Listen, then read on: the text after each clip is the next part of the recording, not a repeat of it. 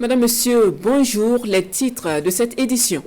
Le ministre de la Santé face aux acteurs des services déconcentrés de l'État et aux forces vives de la région de l'Est, le professeur Chalmay Ouedraogo apporte des précisions sur certains points en rapport avec le CHR de Fadangourma. Détail dans cette édition. Dans cette édition, 10 signes confrontés à une rareté de l'eau potable, plusieurs fontaines et forages ont pourtant été réalisés au profit des populations, mais la pénurie de l'eau demeure criarde. Pourquoi? La réponse dans la page Une semaine A de cette édition. Avant de développer ces titres, nous portons à votre connaissance ce communiqué du gouverneur de la région du Sahel. Dans la nuit du 26 avril 2021, aux environs de 19h, des individus armés non encore identifiés ont attaqué le village de Yatakou et le hameau de Combré dans la commune de Seitenga, province du Séno. Le bilan provisoire fait état de 18 personnes tuées et un blessé grave. L'attaque a entraîné en outre un déplacement massif des populations en direction du chef-lieu de la commune. Suite de cette édition, vous l'avez certainement suivi dans nos éditions d'hier, le ministre de la Santé a visité le CHR de Fadangourma dans la matinée de ce 27 avril.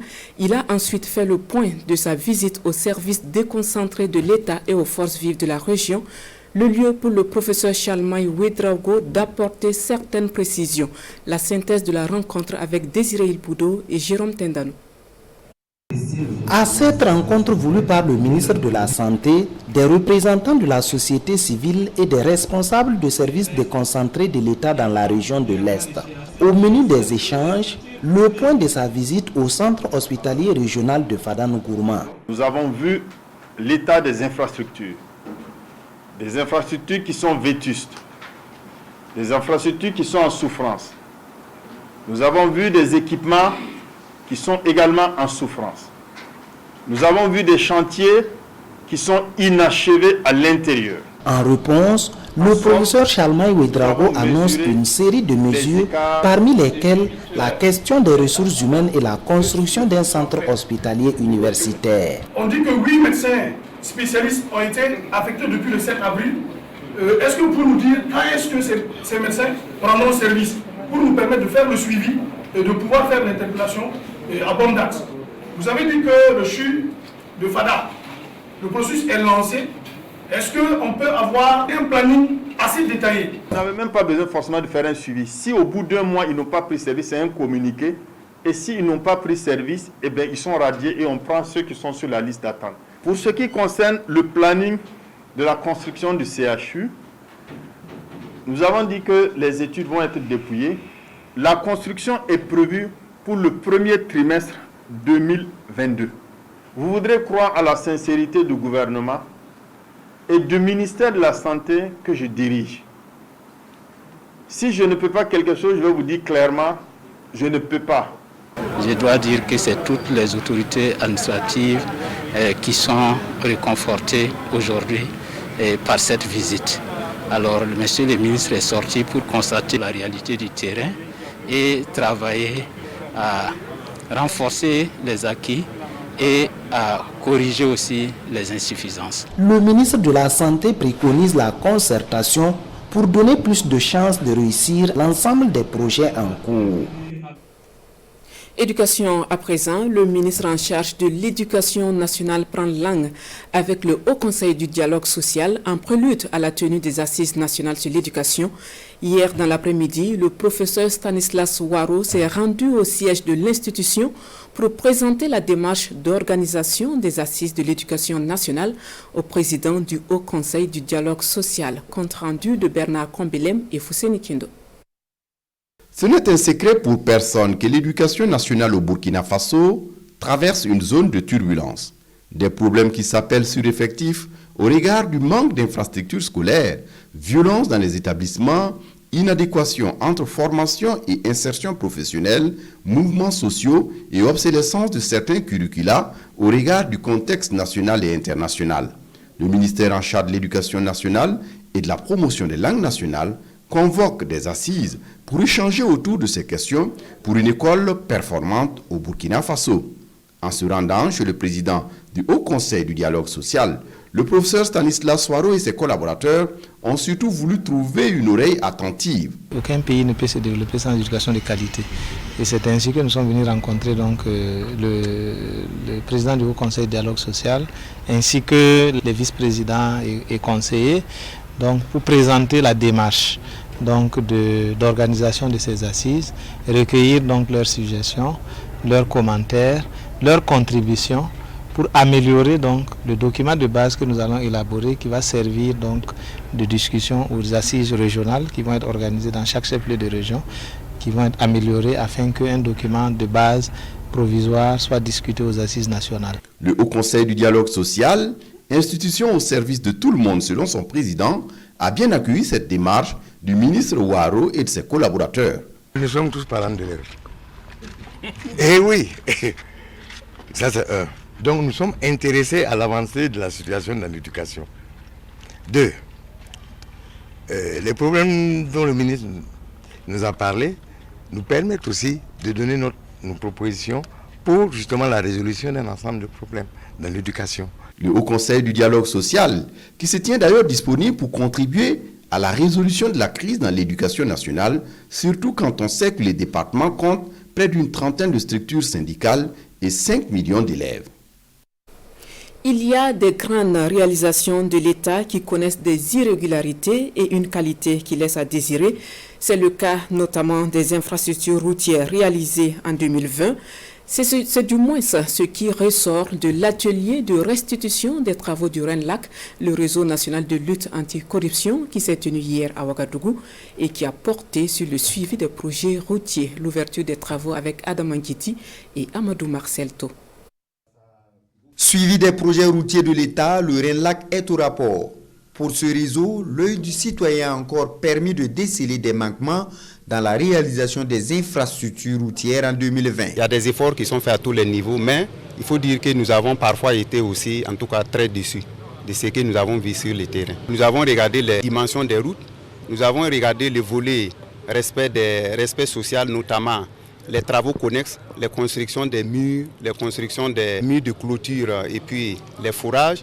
Nous avons également suivi le respect des cahiers de charges. Et nous avons vu qu'à ce niveau, en tout cas parfois, les bénéficiaires concernés, ceux qui doivent bénéficier des infrastructures, ne sont pas parfois impliqués dans le choix, en tout cas de certaines infrastructures à réaliser. Et cela est vraiment déplorable. Un constat fait sur des chantiers tels que le 11 décembre, les routes Manga-Zabré et Kantiari frontière Bénin, où le ministère des Transports est fortement interpellé. Nous avons ouvert en toute transparence nos services, nos chantiers au RENLAC, qui ont pu par elles-mêmes regarder ce qui se fait sur le terrain afin que nous puissions améliorer notre gouvernance économique et faire en sorte que nous ayons des infrastructures de qualité au bonheur des populations. À cet atelier de restitution des résultats, des recommandations sont par ailleurs élaborées pour plus de rigueur dans la réalisation des différentes infrastructures étatiques, notamment l'implication des bénéficiaires directs dans tout le processus de réalisation.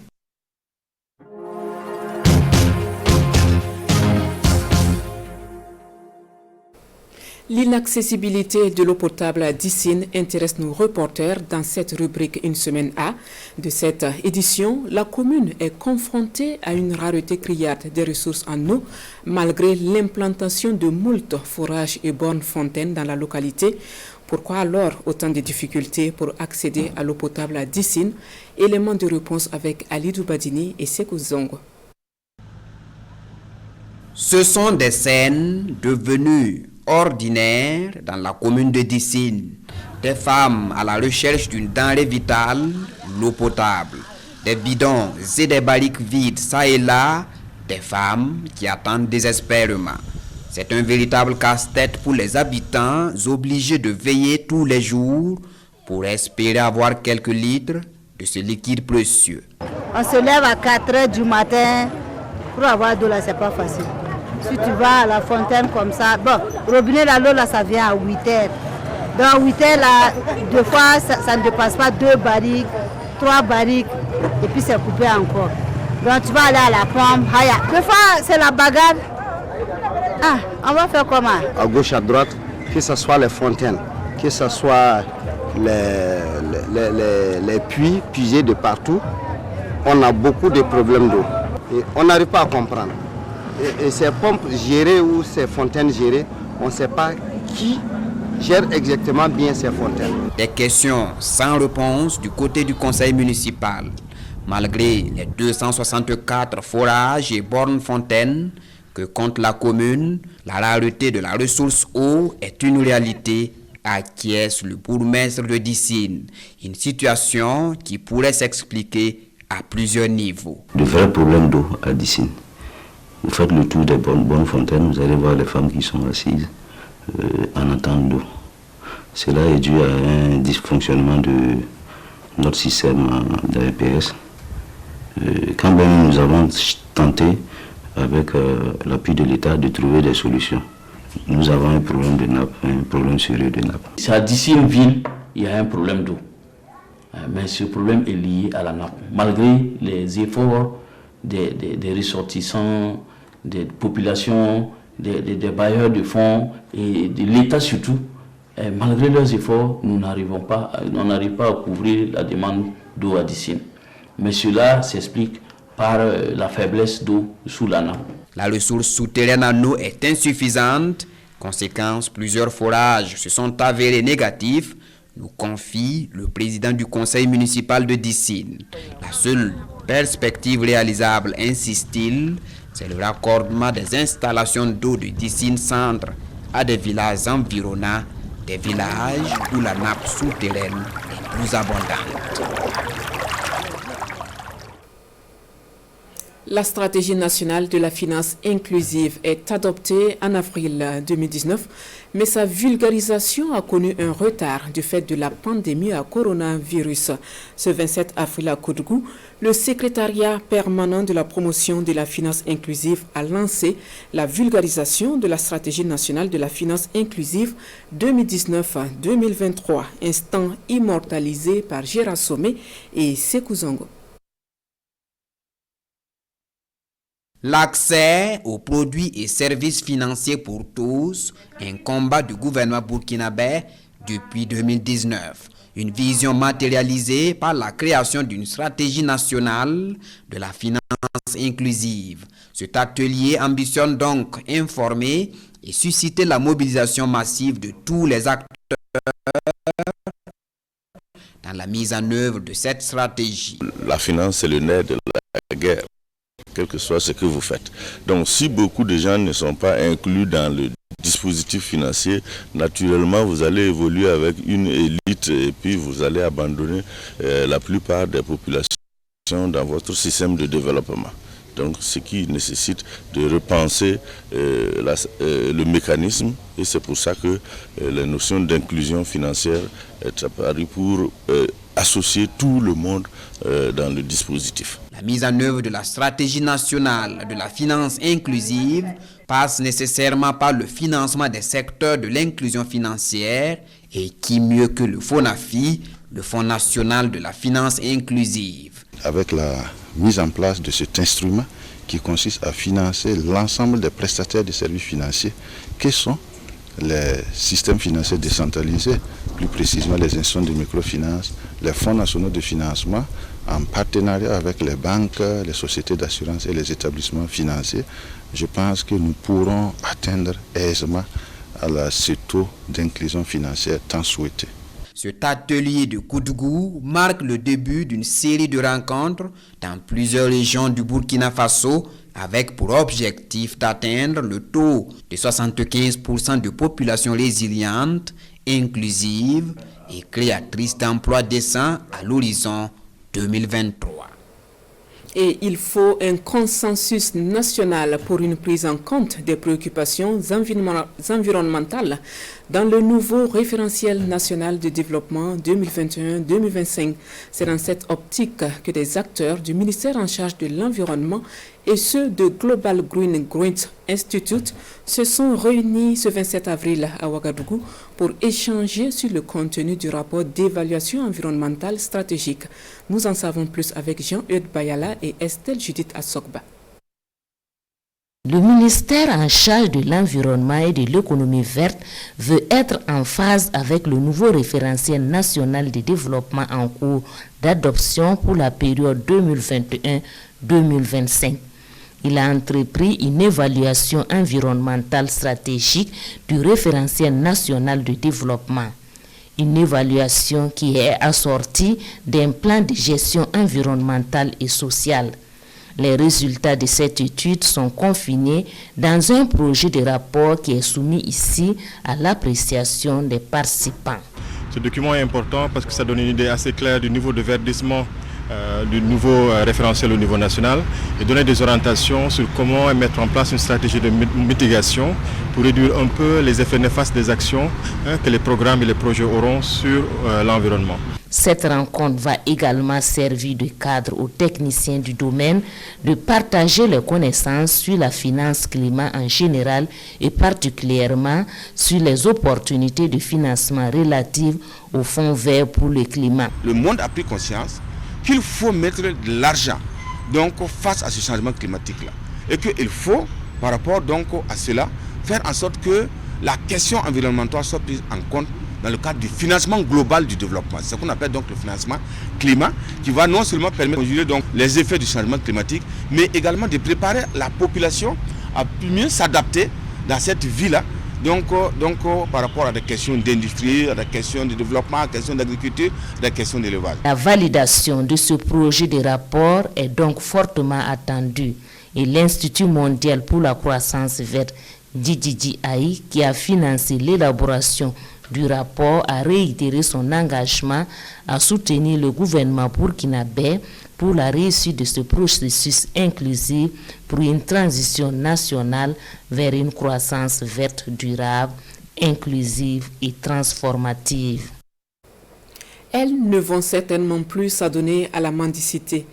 Elles ont été retirées de la rue et formées par le ministère en charge de la femme et de la solidarité nationale. Ces femmes, au nombre de 45, ont reçu ce mardi à Ouagadougou leur kit et fonds de roulement pour mener des activités génératrices de revenus.